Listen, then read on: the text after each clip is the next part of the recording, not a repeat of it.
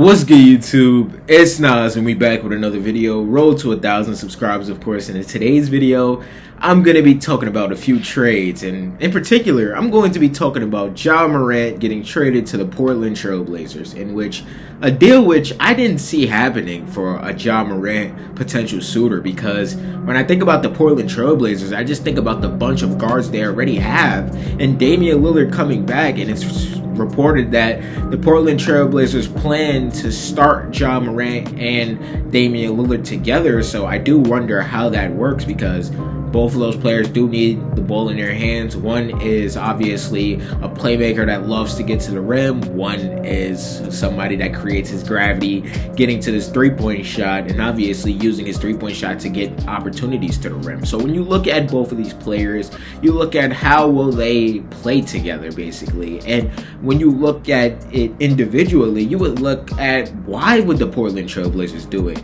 And you look at the Grizzlies and you say, is this the best you can get for Ja Morant, a player that is a two-time All-Star, that was once regarded as one of the most exciting or emerging superstar in the game? And you have to ask that question seriously.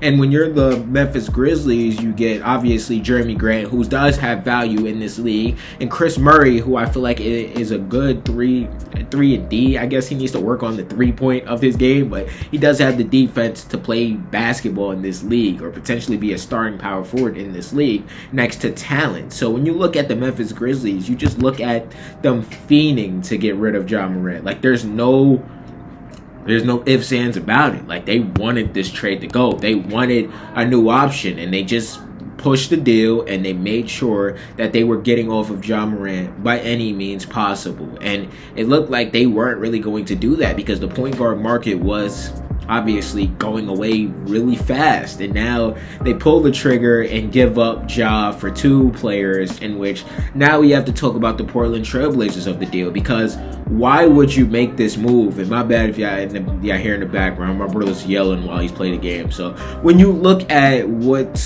the Portland Trailblazers basically just did, you look at obviously the guards on their team. Now you have Ja Morant, you have Damian Lillard, you have Shaedon Sharpe, you have Scoot Henderson, you have Jrue Holiday.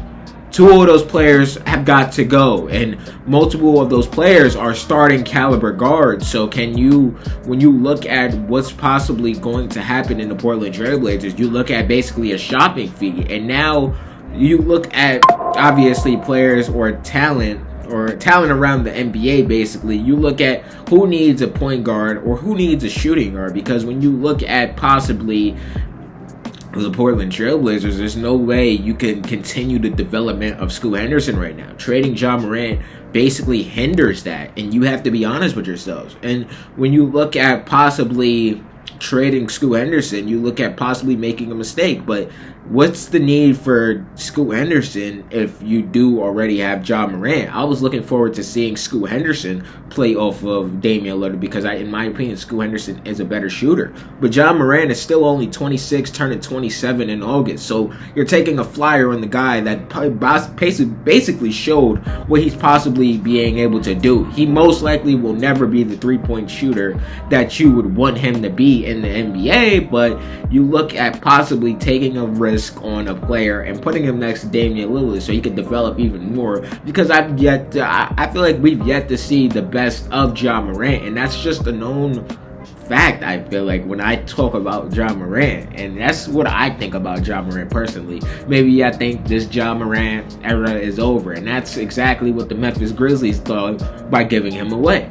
And when I look at this trade, I have to wonder, like, does this move the needle for the Portland Trailblazers? Because when you look at, obviously, Portland, I do think now you have to go get a Jaylen Brown, but it just was reported that they see this as their big swing. They see this as their big move, and I'm just looking at that like, what?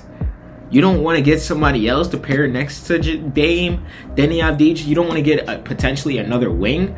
Do you believe in Toumani Camara that much? Do you believe in Donovan Clingan that much? And that's the question I have for you if you're the Portland Trailblazers. Why would you do this? You already have enough guards. I would have loved to see Drew Holiday next to Damian Lillard, and maybe that still happens because Drew Holiday was good for the Portland Trailblazers. Maybe Scoot Henderson and Shaedon Sharpe are the two guards to go, and that's possibly the direction they go towards, because I don't see the Portland Trailblazers waiting on this rebuild anymore. Because we saw how Scoot Henderson looked in the playoffs for the first couple games, and then he floated out, and we saw how he looked in the regular season. He showed some promise. He was injured basically all season, so he really didn't get to develop rhythm going into his third season. And now coming up on year 4, you possibly see Scoot Henderson play his best basketball on a contract year, because he will be a free agent if he doesn't get a contract extension. So you have to possibly look at these things, and do you view Scoot Henderson as a sixth man? And that's the question I have for you, because I said on a video basically in April, or before the playoffs actually, don't give up on Scoot Henderson yet. And what do you know? They trade for Ja Morant, and you make Scoot Henderson basically serviceable because you don't really need him anymore. And that's what you have to ask yourselves. But overall, the Portland Trailblazers taking a flyer. I'm not too mad at it. The Memphis Grizzlies, they really wanted to move off of Ja. It shows.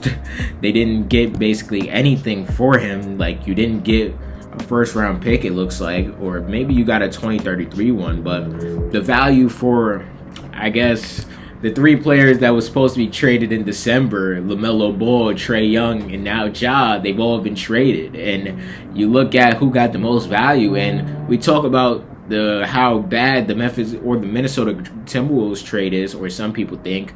Like, I do think that was a bad trade for the Charlotte Hornets. I do think they could have gauged the value a little bit more, obviously coming off of last season, one of his healthiest years. So basically you're giving him away, banking on him getting injured again. But when you look at Ja Morant, you look at, can a change of scenery be everything that Ja Morant needed? And that's the question I have for y'all, is do y'all think this change of scenery will help Ja Morant? But let's get off Ja Morant, because I didn't make a video in a couple days and some more moves actually happened. Like, Miles Bridges was traded to the Phoenix Suns for Grayson Allen, Royce O'Neal, and a 2033 first round pick. And how do we feel about that? Because it does look like the Suns are going to carry on this Devin Booker gimmick of playing him at the point guard position, which I don't like. I'm not going to sugarcoat it. Booker has the gravity, but Booker is not a point guard. Booker is a shooting guard. Booker is a bucket getter. So I don't like playing him at the point guard position. And now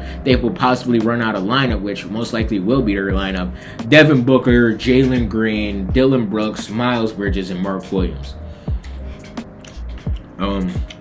If that's not the most obvious play-in team ever, I don't know what is. I'm not gonna lie to you. If they stay healthy, Portland, I don't know about them. I'm not gonna lie, but it looks like, talking about more about the NBA, because we just freestyle here, why not? It looks like Kawhi Leonard will possibly be traded today, so look out for a video from me for that, because I will be here. Lou Dort picked up his option, or the Thunder picked up the Lou Dort option, $17 million. Shamet returned to the New York Knicks. Kuminga, obviously, or the Hawks declined Kuminga's option, probably try to get him on a cheaper deal. Bradley Beal declined his $5.6 million player option, so he looks to get a new start after, what did he do? He broke his hip? I forgot. Bradley Beal's not important in this NBA right now. But when you look at, obviously, trade season, it looked like Giannis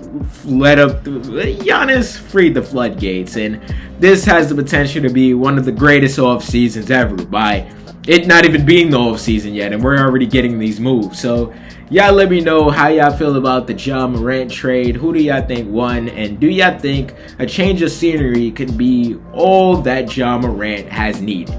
Y'all let me know down below.